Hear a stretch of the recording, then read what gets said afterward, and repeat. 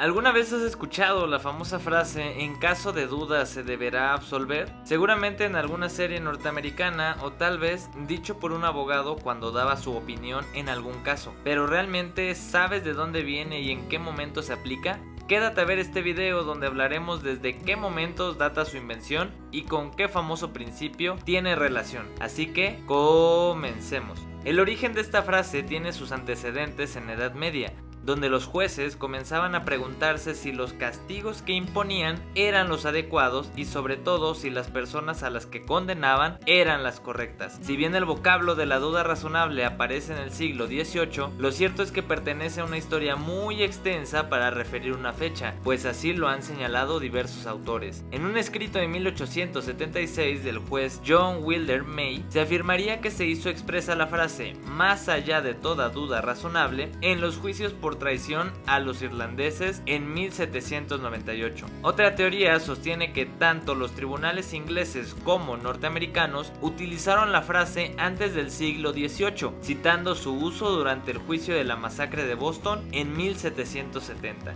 ¿Te imaginas que tuvieras la obligación de un juez? ¿Cómo podrías resolver si una persona es culpable o no cuando existe una pequeña probabilidad de que tu decisión sea incorrecta? Siempre ha sido una gran responsabilidad. Por ello, es que gracias a esta preocupación se conformó el principio in dubio pro reo, es decir, en caso de duda se debe absolver, pues considerar lo contrario únicamente sería en perjuicio de la persona procesada. Imagínate que después de un juicio oral no existe convencimiento de que la persona intervino en el delito y aún así lo sentencian como culpable. Estaría dañando de una manera irreparable sus derechos humanos, como la libertad. Es por ello que este principio se ha creado y ha sido aplicable en muchos sistemas de justicia para evitar este tipo de atropellos, en donde si producto del proceso existe una duda, la teoría del caso del Ministerio Público no es suficiente o no es demasiado fuerte por alguna razón probatoria, se deberá absolver al inculpado, dejándolo de esta manera en libertad. La Suprema Corte de Justicia de la Nación, al resolver el amparo directo en revisión 3623/2014, señaló que el principio in dubio pro reo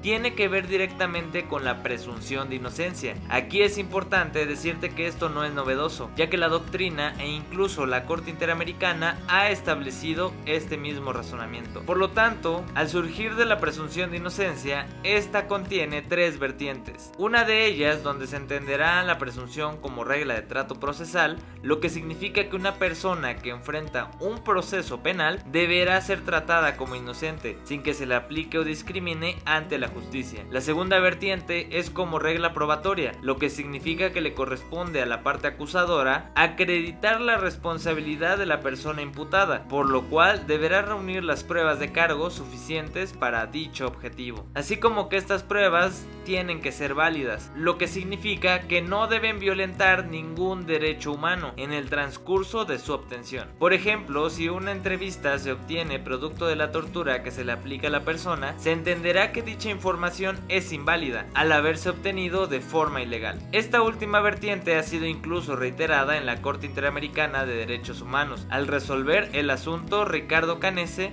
contra Paraguay y López Mendoza contra Venezuela, en donde reiteraron que la carga de la prueba recae en la parte acusadora y no en el acusado, lo que indica que el imputado no debe probar que es inocente, sino que el Estado deberá probar que la persona procesada es culpable, y si esto no se logra, se deberá absolver. Por último, la tercer vertiente como estándar de prueba tiene que ver con que la prueba debe considerarse suficiente para condenar, y es aquí donde surge inmediatamente relacionado el principio in dubio pro reo, por lo cual la primera sala consideró a este principio como regla de segundo orden implícita en la presunción de inocencia, ordenando así que se debe de absolver al procesado en caso de duda.